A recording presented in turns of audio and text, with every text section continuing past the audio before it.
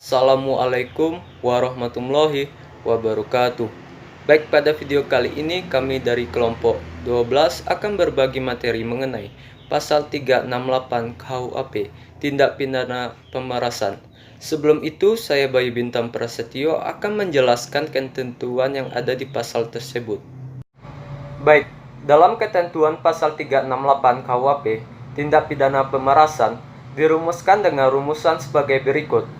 Yang pertama, barang siapa dengan maksud untuk menguntungkan diri sendiri atau orang lain secara melawan hukum, memaksa orang lain dengan kekerasan atau ancaman kekerasan untuk memberikan suatu barang yang seluruhnya atau sebagiannya adalah milik orang lain, atau supaya memberikan hutang maupun menghapus piutang, diancam karena pemerasan dengan pidana penjara paling lama 9 tahun. Yang kedua, ketentuan pasal 365 ayat 2, ayat 3, dan ayat 4 berlaku dalam tindak pidana ini. Baik, selanjutnya saya akan menjelaskan mengenai unsur-unsur dalam ketentuan ayat 1 pasal 368 KUHP. Yang pertama, adanya unsur objektif.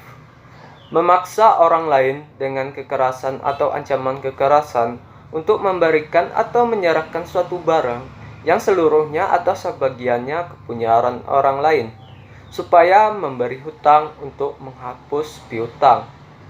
Yang kedua, unsur objektif dengan maksud untuk menguntungkan diri sendiri atau orang lain.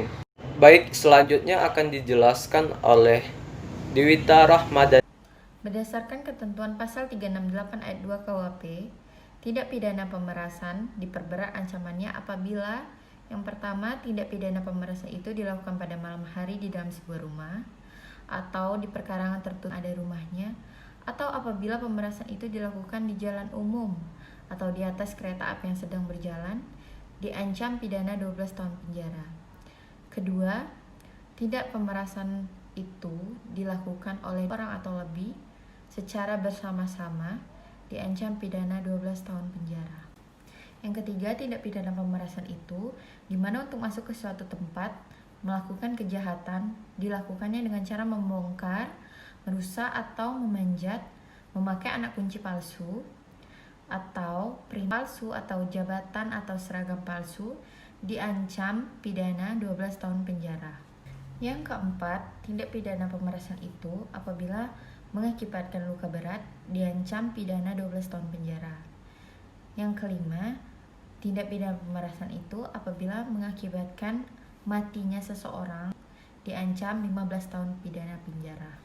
Keenam, tindak pidana pemerasan tersebut mengakibatkan luka berat atau kematian serta dilakukan oleh 2 orang atau lebih secara bersama-sama dengan disertai hal-hal yang memberatkan sebagaimana diatur dalam pasal 365 ayat 1 dan ayat 2 KUHP. Diancam pidana yaitu pidana mati, pidana seumur hidup, atau pidana selama waktu tertentu paling lama 20 tahun penjara. Baiklah, selanjutnya kita masuk ke contoh kasus pasal 368 ayat 1 KUHP. Merampok menggunakan pistol mainan korek api. Kasus ini dimulai saat terdakwa hendak membeli satu pak rokok di warung milik korban.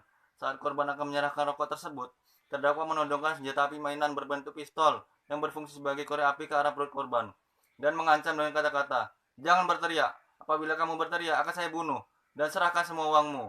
Karena merasa ketakutan, korban segera menyerahkan uang sebesar Rp300.000 dan satu pak rokok yang belum dibayar. Terdakwa dalam hal ini telah memenuhi unsur-unsur pasal 368 ayat 1 KUHP. Yang pertama, barang siapa di sini adalah terdakwa. Yang kedua, dengan maksud hendak menguntungkan dirinya atau orang lain dengan melawan hukum. Terdakwa di sini telah memiliki atau menguasai uang dan rokok secara melawan hukum. Yang ketiga, memaksa seseorang dengan kekerasan atau ancaman kekerasan, dan seterusnya. Perbuatan terdakwa menodongkan pistol, walaupun pistol mainan ke arah perut korban, sudah merupakan perbuatan yang sifatnya kekerasan, minimal merupakan suatu ancaman kekerasan. Sekian presentasi dari kelompok 12, saya akhiri. Assalamualaikum warahmatullahi wabarakatuh.